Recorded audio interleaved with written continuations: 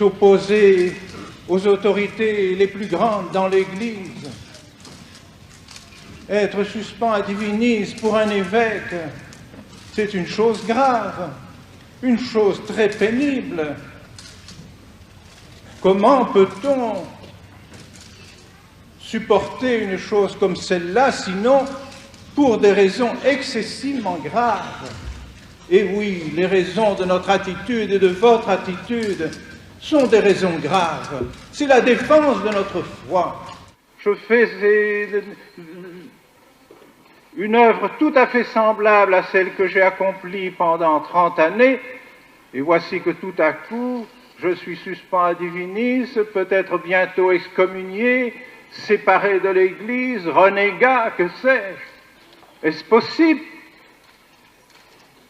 Est-ce donc que ce que j'ai fait pendant 30 ans était susceptible aussi d'une suspense ad divinis? Je pense au contraire que si à ce moment-là, j'avais formé mes séminaristes comme on les forme maintenant dans les nouveaux séminaires, j'aurais été excommunié.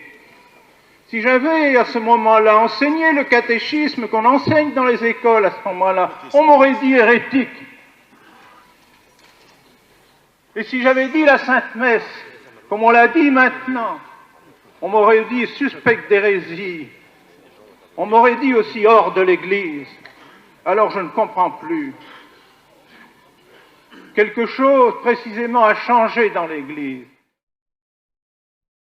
Je veux qu'à l'heure de ma mort, lorsque notre Seigneur me demandera « Qu'as-tu fait de ton épiscopat? Qu'as-tu fait de ta grâce épiscopale et sacerdotale ?»